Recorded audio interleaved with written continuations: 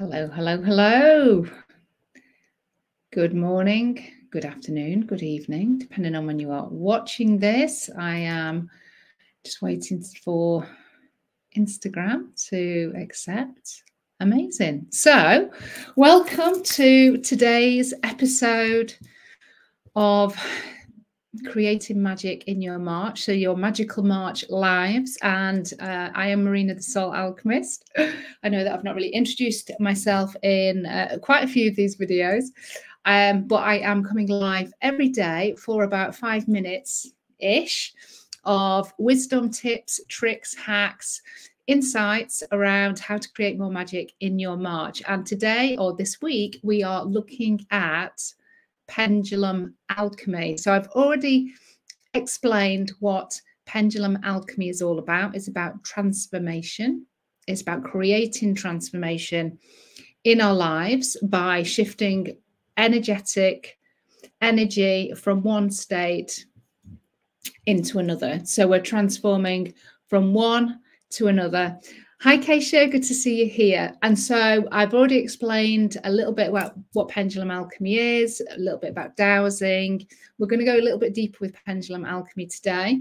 I've already talked about the types of pendulums that you can also use as well, and what I personally use and what I recommend. But obviously, everybody has free will and their own opinions about what they want to do and use for their pendulum alchemy. So today we're going to be looking at creating transformation, activating healing with a pendulum. And so you've got options with this. It comes through your words, because your words are spells. They are forms of energy when we create them. So thinking about really impactful, they don't need to be really impactful, but they can create impact. But they can be simple, but create impact. So thinking about the words that you want to use, and using a pendulum spin to create the alchemy. So that's the magic. Now, I just want to note that pendulum alchemy isn't a guarantee, as with all energy healing, it isn't guaranteed that you're going to get that transformation and shift after one session, after one command. You know what? It can, though, because my own addiction to alcohol, psychological addiction to alcohol, was cleared with a pendulum whilst connected to my Akashic records in 10 seconds. So I am a testament to pendulum alchemy and Akashic alchemy absolutely working, and which is why I end up here today, because of that transformational shift. But that happening for everybody is, you know, laws of probability and possibility. It's not going to be 100%. So I'm telling you this because I don't want you to get disappointed. I don't want you to get frustrated if you try one thing and then it doesn't work.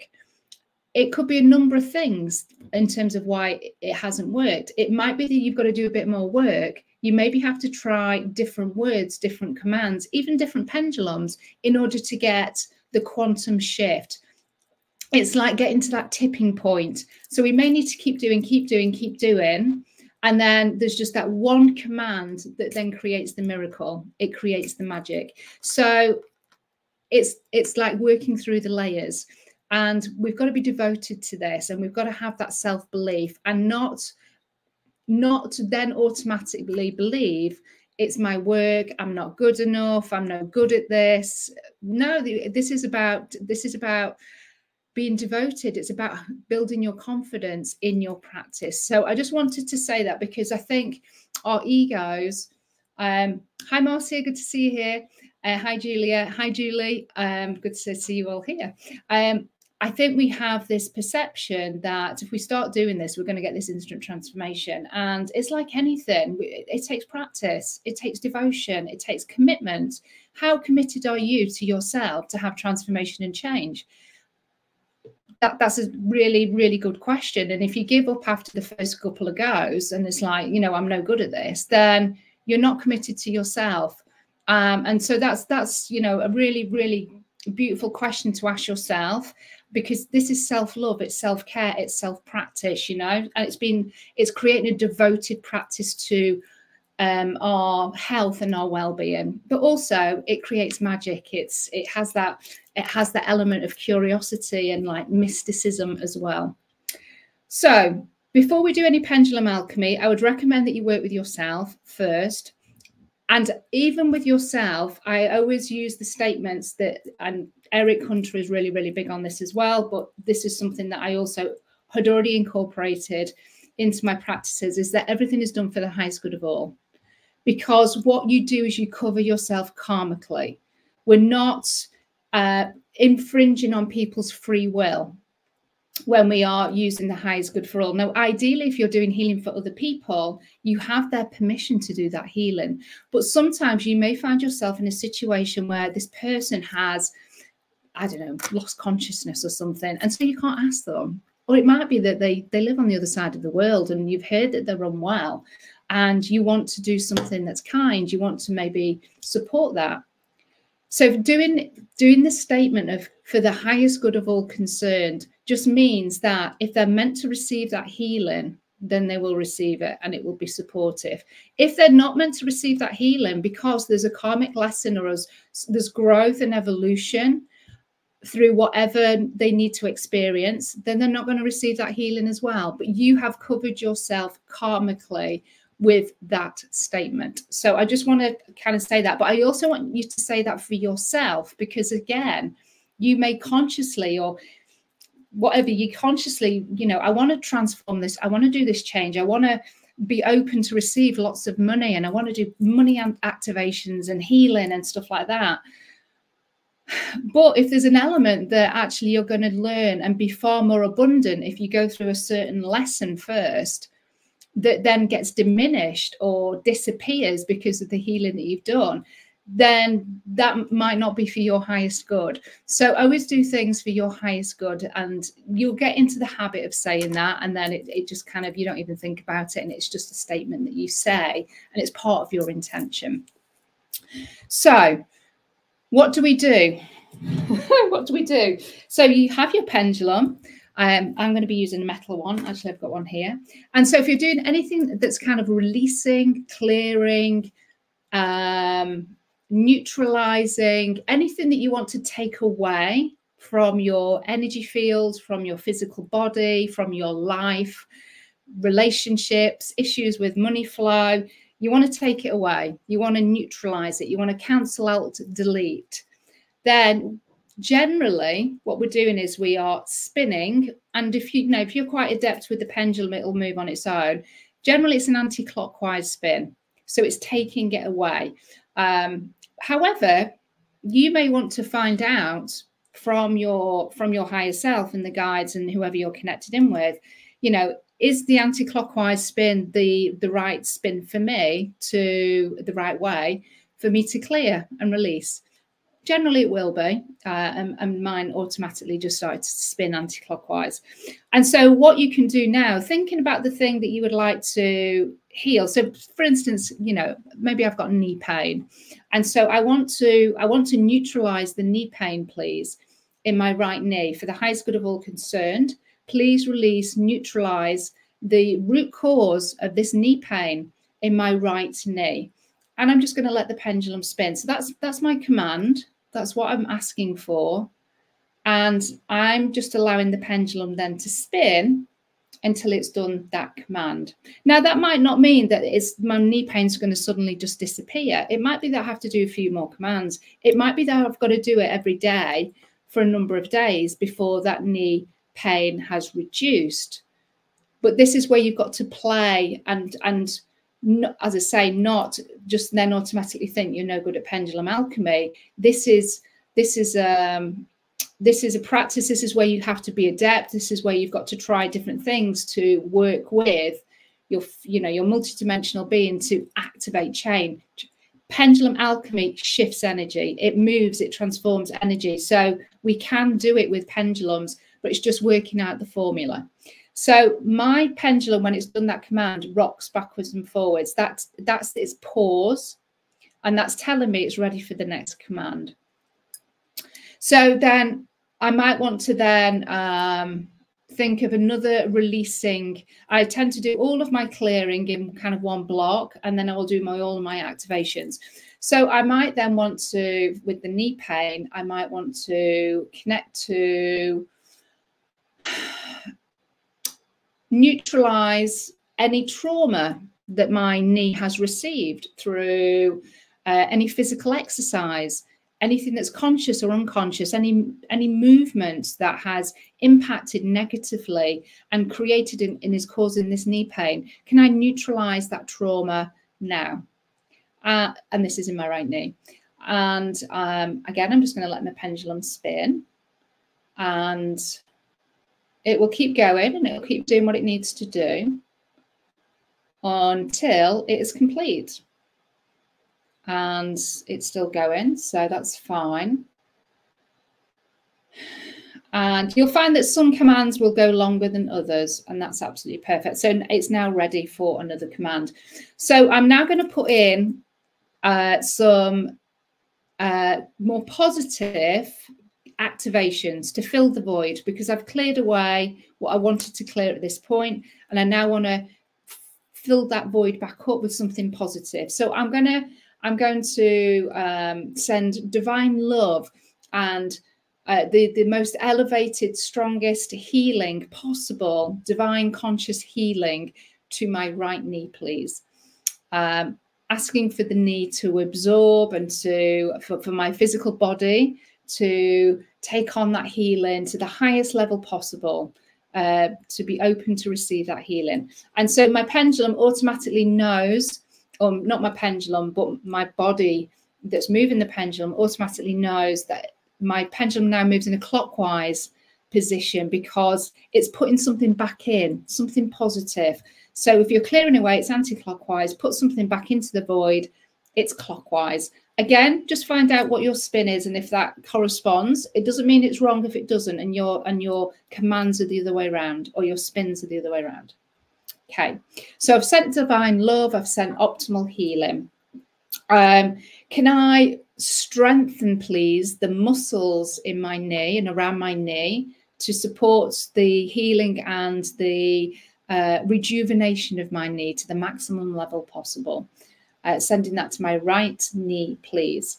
So again, just sending this this intention. You know, this is the spelling, the command, and the beauty of having a beautiful pendulum that's supportive of healing, or, you know, doing alchemy, is that the specific shape of this pendulum is also adding its own layer of energy into this healing session. So if I was to spin this without saying any words, it would still do some healing and activations based on the shape and the light that gets reflected off this particular pendulum. So these pendulums come from Eric Hunter. I'm not a what's the word? I can't think of the word, you know, where I get kind of like commission or anything like that. I'm just an avid fan. I have a lot of Eric's high quality pendulums. And so he has specific light that comes from each of these pendulums. He has them created. This is the goddess pendulum. I think this gives off white light, but I could be wrong. And white light is all about purity. So you can see there where we're doing some releasing, and we're doing putting new energies back in. Always filling the void, always doing it for the highest good of all concerned. If you can get permission from other people, if you're doing it for other people, then try and do that. With the healing, you're never going to get more than you can cope with. So you're never going to go into a healing crisis or anything like that, because your higher self and guides always manage the process. And that's why we also say for the highest good of all concerned, we're putting that intention in there, that this just needs to go to the level that is the most supportive for the receiver, whether that's ourselves or whether it's other people. And so that's just a little bit about pendulum alchemy and mixing it with your commands. So releasing, neutralizing, clearing. I don't tend to use remove, because remove is like you're for me, and that's just my perspective. But when I say remove, all I'm doing is that I'm moving it to another place. and it might be just moving to somewhere else in the body or, you know, in our life. So release for me, or clear, or neutralize, or cancel, or delete, or better, transmute, transform, or better kind of clearing words. And then if you're activating, you want to enhance, you want to elevate, you want to send love, send divine healing, expand, up level, activate, unlock. They're all the kind of like command words that we would use to put beautiful energies back into that void, to activate the transformation that we want. So we want to release what we don't want, but we then want to intend and act as a command of what we do want. What do we want there in that place? And if you're unsure, then just send divine healing, send divine love, unconditional love. You can't go wrong with those two frequencies because they're the highest frequencies available. So, you know, but we can get a bit more specific. And, you know, if you're doing commands around money and your bank account and your social media for business and your business itself, you know, there's so many areas. I mean, you can do a pendulum alchemy on anything, as you can with Akashic as well. But I just wanted to share a bit more about alchemy and how to activate that. So I know I've gone way over 5 minutes, as usual. I'm not sure what I'm going to talk about pendulums tomorrow. If you've got anything that you want to share or ask me about, and I can riff on it with regards to pendulum alchemy, let me know and I will absolutely riff on it for you tomorrow. So I'm just looking at Cherry Ann's comment. I believe the person holding the pendulum should not move their hand or fingers to move the pendulum. No, that's not true. Can you explain why you move the pendulum with your hands? I'm not consciously moving my hands. Whoever has given you that information is absolutely wrong, because we can use ourselves as a pendulum. This is maybe what I'll riff on tomorrow. You can use your arm as a pendulum. And some people don't use the tool. They would rather use their body to dowse and to do alchemy and stuff like that. So wherever you've kind of read that, it's not right.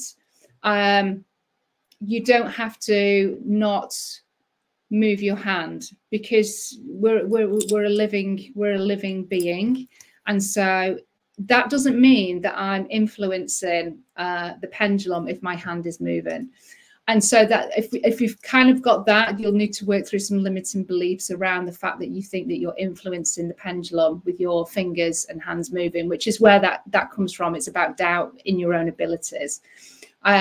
So that would be, for me, the first thing that I would start to work on, is releasing any unconscious or some semi-conscious beliefs that I have around the fact that if my hand moves when I use the pendulum, that it's not working or I'm influencing it.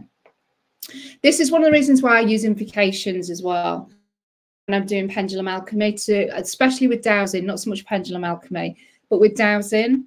I use invocations to make sure that I'm getting truth and accuracy and making sure who I'm connected in with. Because if you're not setting that intention of who you connect with at the very beginning of your session, you could inadvertently connect with beings that are not of the light and that are not supportive. And you don't really want that. But that is part of having a pristine practice and being really good with setting your boundaries and your energetic space and taking responsibility for your practices. So, you know, we're doing magic here. We're doing important stuff, and I'm getting confirmation. Thank you, with my guides in my ears. So we've got to take responsibility with how we set up our spaces and do this work, you know, which puts us in integrity, you know, and all of that, you know, because we have to come from a place of light, and that comes with authenticity and integrity in what we do in the work and what we stand for. So setting up a really good practice for yourself and getting into good habits around who you're connecting in with, and then obviously doing things for the highest good of all concerned is definitely the way to go. And you're very welcome, Cherry Ann, and I'm hoping that actually inspires you to use the pendulum more, not